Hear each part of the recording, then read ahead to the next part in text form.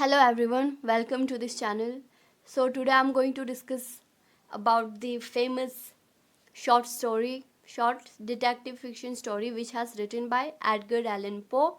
And before start this introduction, let's discuss something about Edgar Allan Poe. So Edgar Allan Poe is the English writer, and he firstly used to write poets, and later he shifted his writing to fiction. And he is also known as father of fiction writing. So ये थी इनके बारे में कुछ information. And इनको fiction का father of fiction writing इसलिए कहते हैं बिकॉज तो इनकी स्टोरीज, शॉर्ट स्टोरीज जो डिटेक्टिव स्टोरीज होते हैं वो बहुत ज़्यादा सस्पेंसफुल होते हैं. एंड बहुत ज़्यादा इसको सराहा गया और बहुत ज़्यादा फेमस है इनकी writings, fiction writings. And this that's why he is known as father of fiction writing. ये थी इनके बारे में कुछ बातें. So also before start the introduction, let's clear the meaning of the title. If we are clear about the title of the story, then it will be more easier for us to understand the story, and that we get kind of hint that what we are going to discuss about. तो इस चीज़ के लिए हम पहले इसका title clear करते हैं. सो हमें इसका स्टोरी का कुछ हिंट लग जाए. तो the meaning of the purloined is stolen. तो परलाइन का मतलब है stolen, and letter means of course letter. तो purloin letter means stolen letter. So this story is totally based on a letter जो कि चोरी हो जाती है, and the whole story revolves around this letter and only this letter. So यही चीज़ है. and so now let's discuss the introduction. So the Pearline Letter is the third work of Edgar Allan Poe. तो ये Edgar Allan Poe की third work है, इन the sense कि इन्होंने दो detective fiction पहले कर रखे हैं और this is the third one on the basis of this detective fiction जो कि उन्होंने किए हैं. And it was a short detective fiction story of course, and the two detective stories of Poe are The Murders in the Rue Morgue and The Mystery of Mary Roget.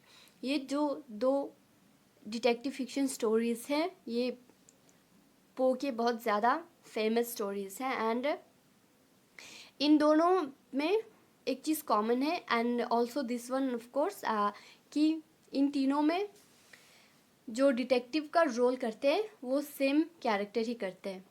C Auguste Dupin is the character who plays the roles of detective in this three stories. तो ये चीज़ common है इन तीन stories में, और इसी character को लेके detective fiction दो हो चुके हैं. The first one murders in the Rue Morgue, and second one is the mystery of Marie Roget, and the third one is this one, The Pearline Letter. So this is the third one work of Edgar Allan Poe, also successful. And the next thing about this story is this story firstly published in the literary annual The Gift in the year 1845, then after in other sources. So this short story was firstly published through the publisher The Gift. तो ये the gift के through पहली बार publish हुआ था ये short story the purloin letter. And किस year में? 1845. So here the year में भी 1844 और 1845, बट मैंने सिर्फ 1845 लिखा है. And here comes also 1844. सो 1844 और 1845 के बीच ही ये शॉर्ट स्टोरी पब्लिश हुई थी द गिफ्ट के थ्रू. एंड आफ्टर दैट बाकी सोर्सेज के थ्रू ये पब्लिश हुआ. And if we talk about इस जेनरे, तो जेनरे है detective fiction short story. And next is the setting of the story is in Paris. तो story की सेटिंग है पेरिस में. The themes of the story are the truth is often hidden in plain sight. तो first theme है इसका जो the truth is often hidden in plain sight. This is something like कभी कभी कुछ प्रॉब्लम्स होते हैं ना लाइफ में, ऐसे हमारे सिचुएशंस आते हैं जो कि बहुत सिंपल होते हैं, बहुत इजी होते हैं, बट हम अपने माइंड में इसको कॉम्प्लिकेटेड कर लेते हैं. हम खुद से ही सोच लेते हैं कि ये मुश्किल है, एंड हम उस प्रॉब्लम को और उलझा देते हैं जबकि वो बहुत ज़्यादा सिंपल होता है. This is the first theme. And second is to think outside the box while solving problems. So दूसरा थीम है इसका कि जब भी हम कोई प्रॉब्लम सोल्व कर रहे हो, जब भी कोई ऑब्स्टिकल आता है, कुछ भी हमारे साथ होता है, तब we have to focus on the solution rather than focusing on the problem.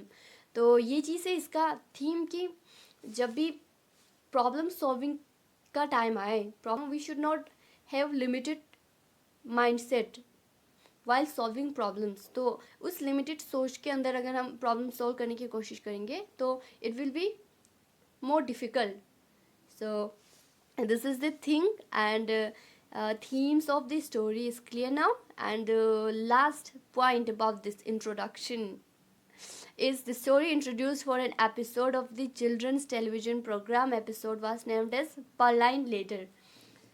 सो ये स्टोरी ऑफ कोर्स हमने पहले डिस्कस किया कि पोल जो है फादर ऑफ फिक्शन राइटिंग है. सो ऑफ कोर्स उनके जो डिटेक्टिव फिक्शंस होते हैं वो बहुत ज़्यादा पसंद आते लोगों को. दैट्स वाई ये इतना फेमस था कि इसको चिल्ड्रन टेलीविज़न प्रोग्राम के लिए इंट्रोड्यूस किया गया, और ये एपिसोड वाइज आता था टेलीविज़न पे, और जिनका नाम इन्होंने चेंज करके रखा the purloin letter, which was like the purloin letter title जो है स्टोरी का, but they change this title and tagged as the Perline Later. So this was the introduction of the story. I hope you're clear with this, and now we will move to the character list of this short story. So now हम इस short story का short character list देखते हैं. So our first character is like this: the narrator. The narrator is the person who narrates the story. So ये narrator जो है वो इस short story को narrate करते हैं till the end, and his name is not mentioned in the story. So इनका नाम mention नहीं है, ये unnamed है, हम सिर्फ इसको narrator बुलाते हैं full story में. And second one is unnamed lady from royal family. So ये एक लेडी है जो कि रॉयल फैमिली से बिलोंग करती है, and she is kind of queen, and she is living in a palace, and her name is also not mention. तो इस स्टोरी में कुछ कैरेक्टर्स हैं, वैसे भी कैरेक्टर्स कम ही है, बट हाफ जो है अननेम्ड है, इनका नाम मैंशन नहीं है स्टोरी में.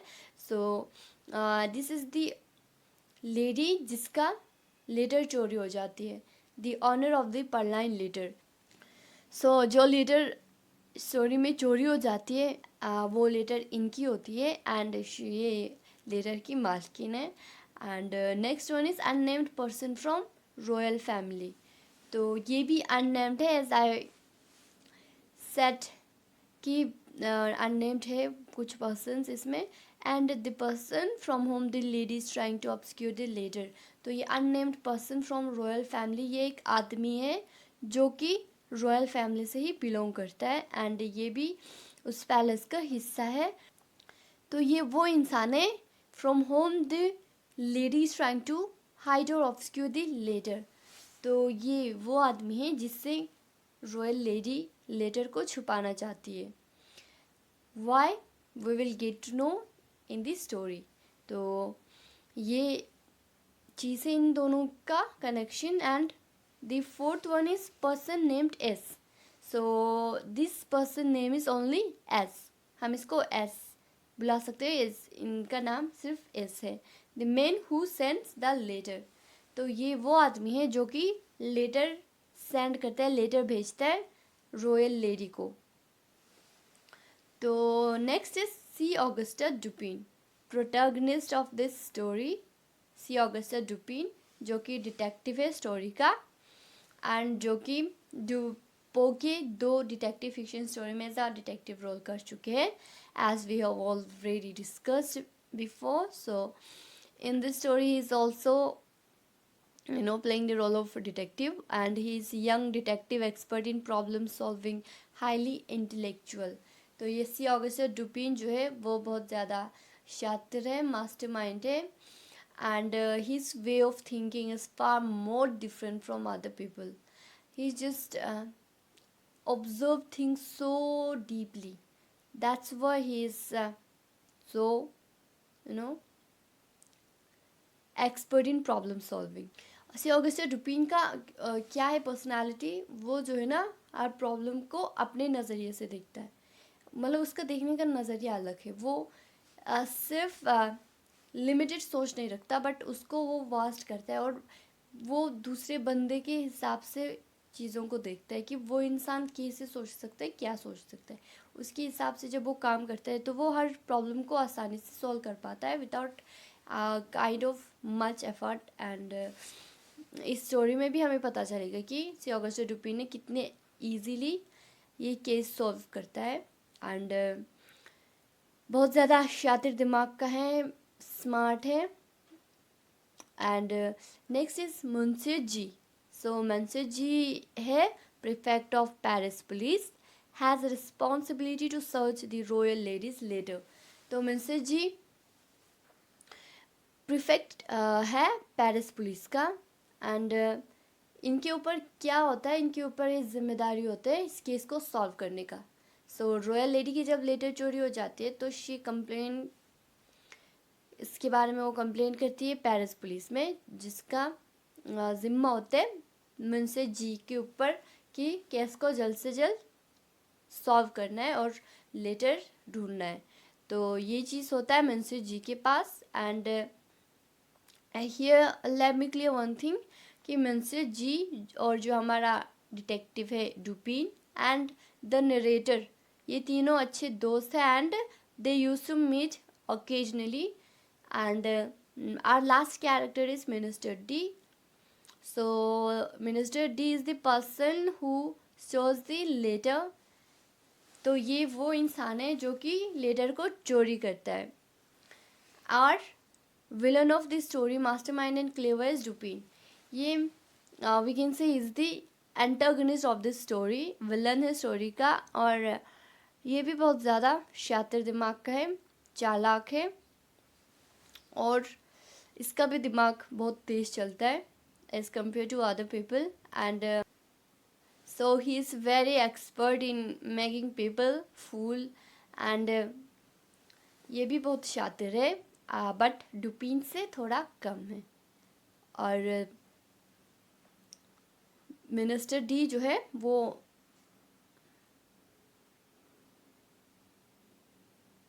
मिनिस्टर डी जो है वो पॉलिटिकल बैकग्राउंड से बिलोंग करते हैं. एंड ऑल्सो इनका और जो रॉयल फैमिली है इनका नहीं बनता है. दे हैव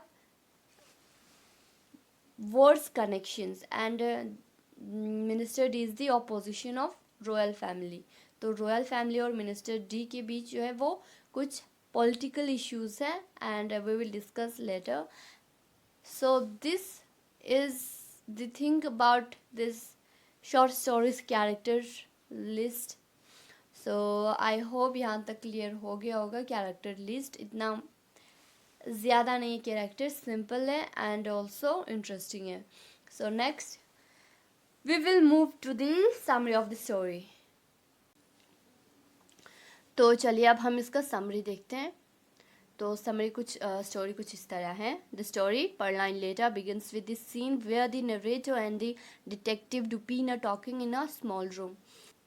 तो स्टोरी की शुरुआत इस तरह होता है कि सी ऑगस्टा डुपिन, उसके घर में एक छोटा सा रूम है, उनका लाइब्रेरी, और पेरिस में है ये स्टोरी. इसका सेटिंग पेरिस में है, और वहाँ पे जो है उनके लाइब्रेरी के छोटे से कमरे में सी ऑगस्टा डुपिन और जो नरेटर है स्टोरी का नरेटर है, वो दोनों वहाँ पे चेयर पे बैठ के कुछ डिस्कशन कर रहे होते हैं. Then after that the prefect of Paris police arrives, और वहाँ पे जो पेरिस पुलिस का प्रीफेक्ट है यानी कि मुंशी जी, जो कि इन दोनों का अच्छा फ्रेंड है. So here he arrives in the small room of C Auguste Dupin, जहाँ पे वो he disclose the case of stolen letter to Dupin. तो वो वहाँ पे आके उस केस के बारे में उनको बताते हैं कि जो एक, सो अब हम इसका केस देखेंगे एक्चुअली हुआ क्या है. तो कुछ इस तरह होता है कि जो रॉयल लेडी है वो और उनका जो अननेम्ड पर्सन था जो कि रॉयल फैमिली से बिलोंग करता है, वो दोनों अपने जो रूम में बैठे हुए थे कुछ बातें कर रहे होते वो. And there on the table in front of them, जहाँ पे टेबल होती है वहाँ पे उनका लेटर रखा हुआ होता है. वो लेटर जो कि रॉयल लेडी छुपाना चाहती है और जो उनके सामने बैठे हुए थे उन्हीं की रॉयल फैमिली का जो मेंबर है, जो आदमी है, उनसे वो लेटर छुपाना चाहती है.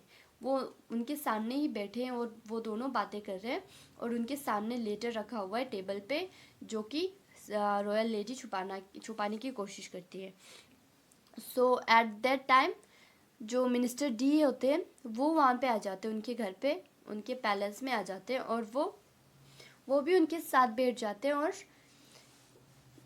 उसे रॉयल लेडी की नो बॉडी लैंग्वेज और उनके बिहेवियर से पता चलता है कि she is trying to hide the letter. उसे पता चलता है कि इस लेटर में कुछ तो है जो कि रॉयल लेडी छुपाना चाहती है, जो अननेम्ड पर्सन है उससे छुपाने की कोशिश करिए. जब मिनिस्टर डी को उसकी कमज़ोरी का पता चलता है, so obviously he is the opposition of the royal lady, उनकी फैमिली का अपोजिशन है ये मिनिस्टर डी.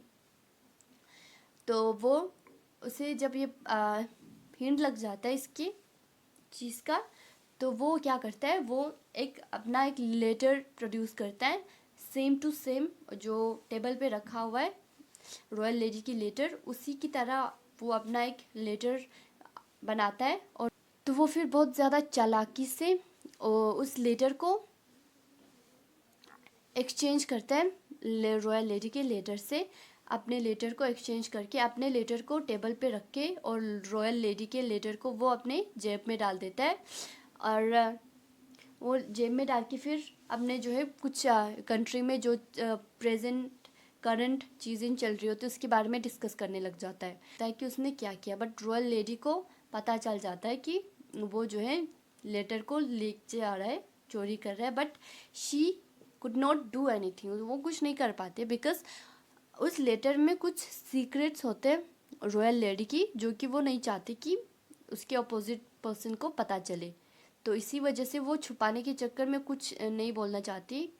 सो वो कुछ नहीं बोलते बिकॉज अगर वो कुछ बोलेगी मिनिस्टर डी को तो जो अपोजिट पर्सन है यानी कि अननेम्ड पर्सन रॉयल फैमिली से, उसका ध्यान जो है वो लेटर पे चला जाएगा और वो नहीं चाहती कि उसे पता चले लेटर के बारे में.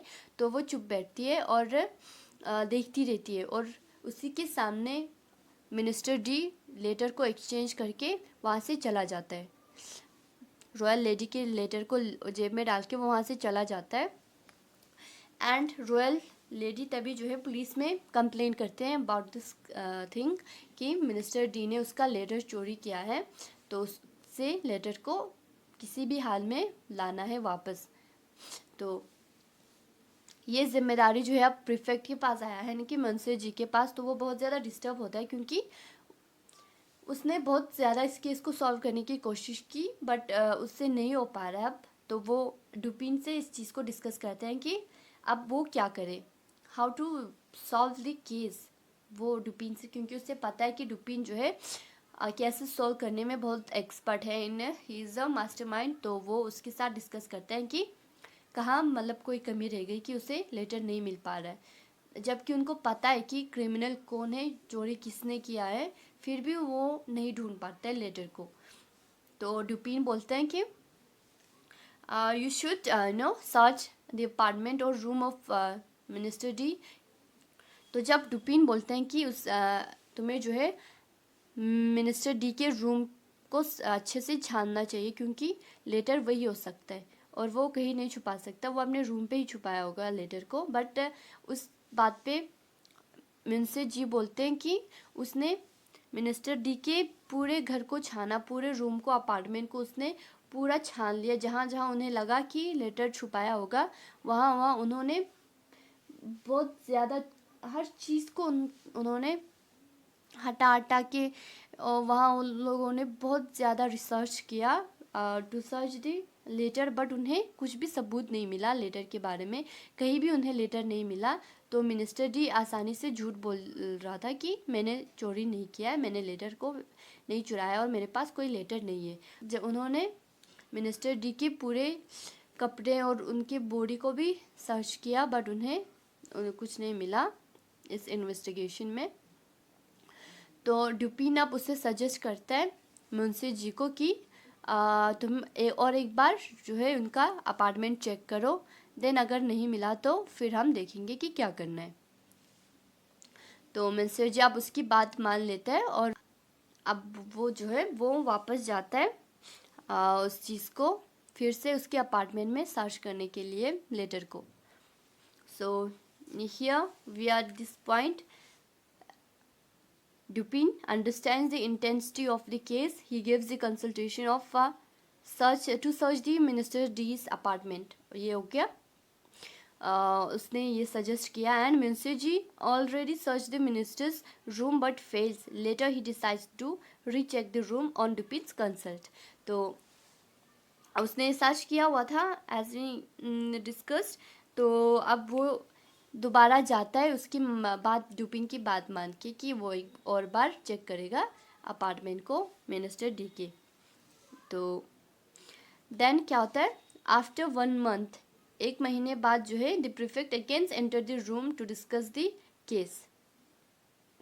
तो 1 महीने बाद जो है वही सेम सेटिंग होता है जहाँ पे छोटा सा रूम है लाइब्रेरी सी ऑगस्टे डुपिन के, उसी में नरेटर और जो डुपिन वही दोनों फिर से बैठे हुए थे। और जहाँ पे मुंशी जी फिर से आ जाते हैं 1 महीने बाद, और वो बोलता है कि उसने फिर से रिसर्च किया उसके अपार्टमेंट को, बट उसे कोई सबूत नहीं मिला लेटर का, और वो बहुत ज़्यादा अपसेट है इस चीज़ को लेके। And Munshi ji fails like before to find the letter, also declares the amount 50,000 francs to the one who will bring the letter to him. So वो बोलते हैं कि मैं फिर से गया वहाँ पे, मैंने फिर से छाना, बहुत कोशिश किया लेटर को ढूंढने के लिए, बट मुझे नहीं मिला। और इस केस को सॉल्व करने के लिए उसे जो पेरिस पुलिस से बहुत ज़्यादा प्रेशर आ रहे हैं, क्योंकि अब बहुत ज़्यादा टाइम हो गया था। और जो रॉयल लेडी जो है वो बहुत ज़्यादा she is very upset because the letter poses some kind of secrets of her. So here minister D is blackmailing the royal lady.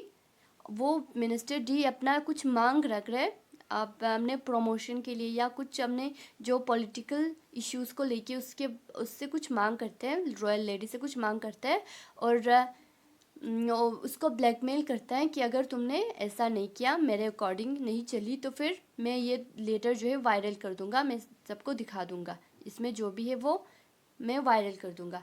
तो एज इसका वीकनेस जो है, रॉयल लेडी की वीकनेस उसे पता चल गया, तो उसको उसके ख़िलाफ़ इस्तेमाल कर रहा है और उसको धमकाता है कि अगर तुमने मेरे अकॉर्डिंग चीज़ें नहीं की तो ये लेटर जो है मैं सबको दिखा दूंगा। और उसे पता है कि लेटर में जो है रॉयल लेडी के कुछ सीक्रेट्स है जो कि वो नहीं चाहती कि सबको पता चले। तो इसी का फ़ायदा उठा के वो ब्लैकमेल करता है रॉयल लेडी को। सो रॉयल लेडी जो है पेरिस पुलिस को प्रेशर करती है कि जल्द से जल्द उस लेटर को ढूंढ ले। तो अब वो प्रेशर जो है मुंशी जी पे आता है कि उसे जल्द से जल्द इस केस को सॉल्व करना है और लेटर को ढूंढ के रॉयल लेडी को देना है। तो वो अब 1 महीने के बाद डुपिन के पास आते हैं और बोलते हैं कि वो फिर से फेल हो गया लेटर को ढूंढने में। एंड उसे बोलते हैं आप जो है, तो डुपिन पूछता है कि इस केस का अमाउंट कितना है, अगर ये केस लेटर जो ढूंढने में कामयाब हुआ तो तुम्हें कितना पैसा मिलेगा। तो मुंशी जी यहाँ पे फुल अमाउंट का जो डिक्लेयर नहीं करता, बट वो बोलते हैं कि जो भी वो लेटर ढूंढ के मुझे देगा उसे मैं खुद से ही 50,000 फ्रांसिस दूंगा एज अ रिवॉर्ड। तो ये सुन के डुपिन बोलता है, उसको चेक साइन करने के लिए बोलते हैं। द अमाउंट जो कि उसने बोला उसी अमाउंट को वो चेक पे साइन करने के लिए बोलते हैं। तो जैसे ही मैनेजर जी उस चेक पे साइन करता है अमाउंट जो उसने बताया, तभी जो है डुपिन वो लेटर जो कि मिनिस्टर डी के पास था, उसने चुराया था, वो लेटर अपने जेब से निकाल के मिनिस्टर जी को देता है। तो मिनिस्टर जी बहुत ज़्यादा खुश हो जाता है और वो चेक पे साइन करके अमाउंट डुपिन को दे के लेटर लेके वो जल्दी से वहाँ से चला जाता है। वो लेटर जो है रॉयल लेडी को देने के लिए, वो सुनता भी नहीं है कि तुमने ये लेटर कैसे लिया और कब लिया। वो उस चीज़ को सुने बगैर ही वहाँ से चला जाता है, क्योंकि उसके ऊपर जो है बहुत ज़्यादा प्रेशर था उस चीज़ को सॉल्व करने का।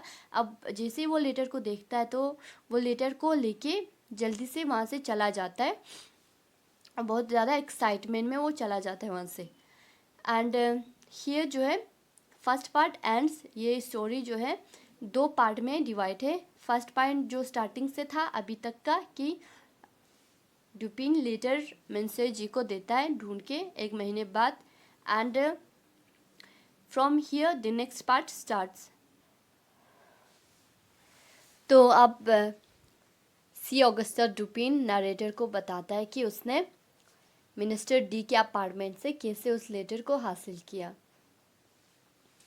सो अब वो अपना स्टोरी सुनाते हुए कहता है कि तो वो एक बार शाम को जो है मिनिस्टर डी के अपार्टमेंट में जाता है और वहाँ जो है वो फुल प्लान करके जाता है कि उसे क्या करना है, कैसे करना है।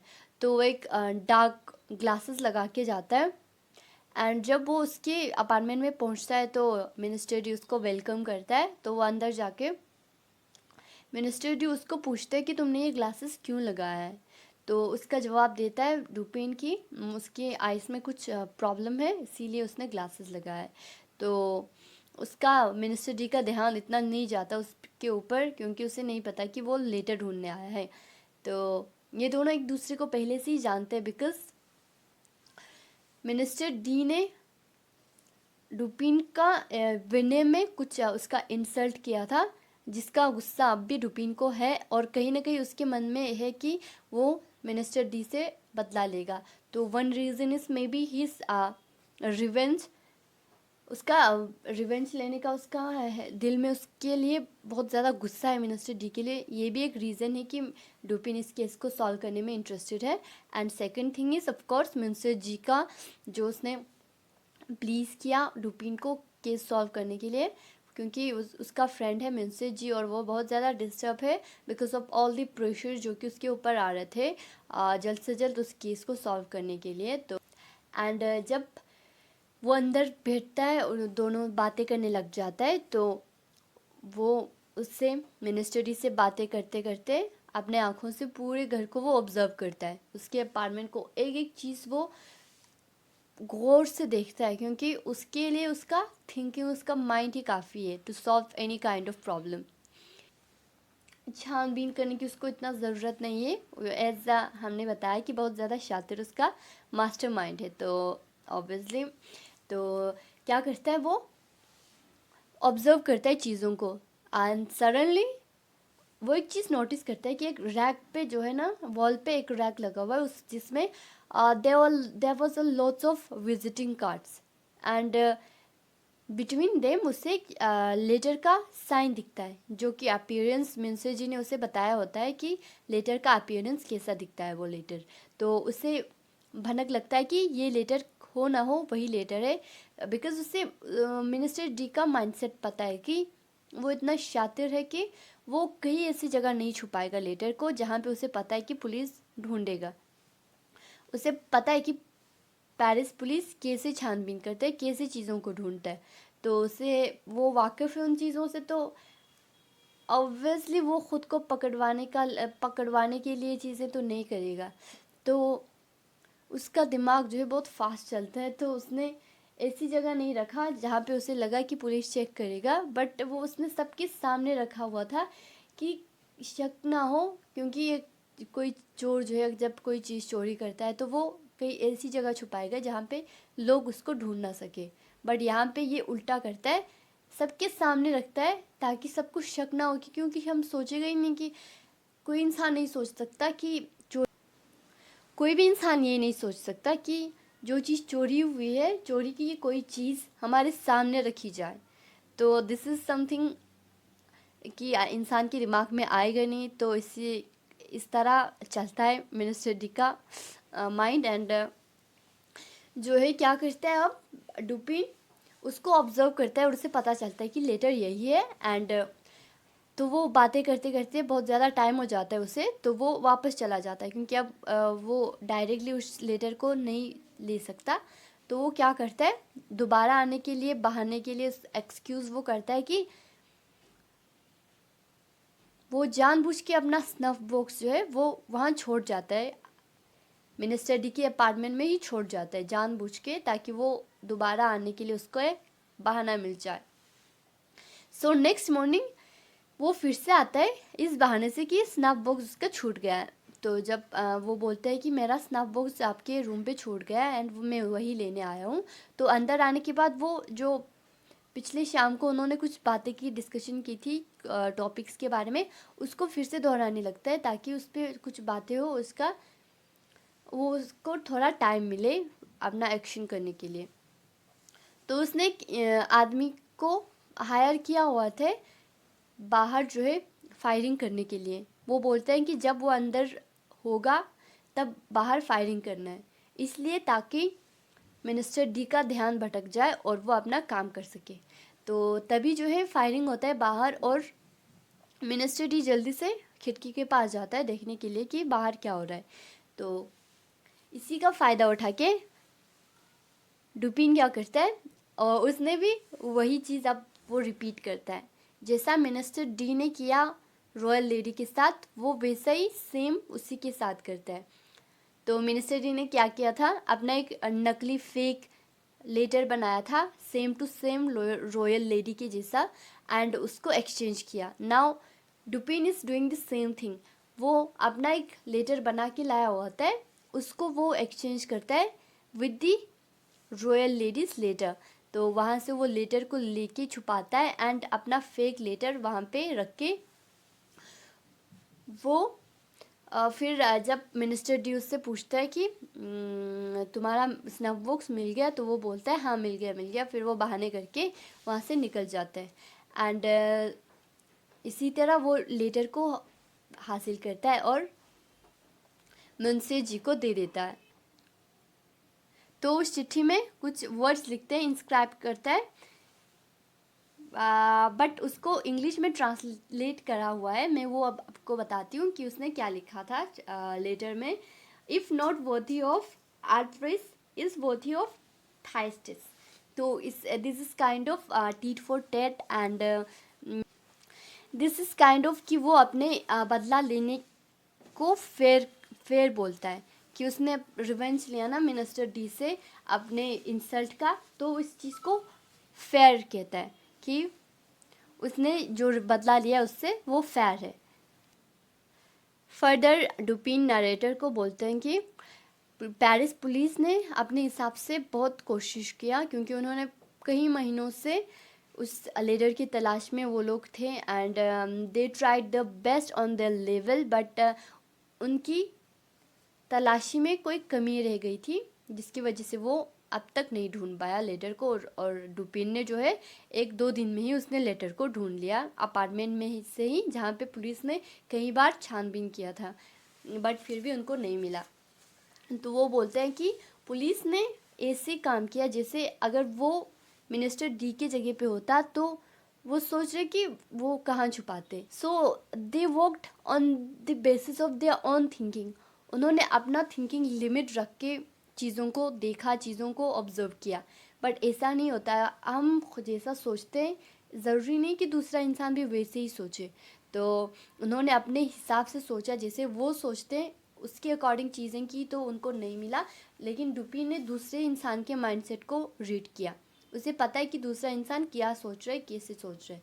तो उसने वो बहुत ज़्यादा ऑब्जर्वर है ना, दैट्स वाई उसने दूसरे इंसान को ऑब्जर्व किया कि वो कैसे सोच सकता है, वो क्या कर सकता है। इसके अकॉर्डिंग उसने जब काम किया तो उसे कुछ ज़्यादा मेहनत भी नहीं करनी पड़ी, उसने बस नोटिस किया, ऑब्जर्व किया चीज़ों को और इतनी आसानी से उसने केस सॉल्व कर लिया। इसी के साथ ही ये शॉर्ट स्टोरी एंड हो जाती है with comic and beautiful ending. And एक चीज़ है इसमें कि जो सी ऑगस्टा डुपिन है इस स्टोरी का डिटेक्टिव, वो जो बाकी सी एडगर एलन पो की दो डिटेक्टिव फिक्शन स्टोरीज है उन दोनों में फाइनेंशियल गेन के लिए काम नहीं करता, मतलब पैसे के लिए वो काम नहीं करता।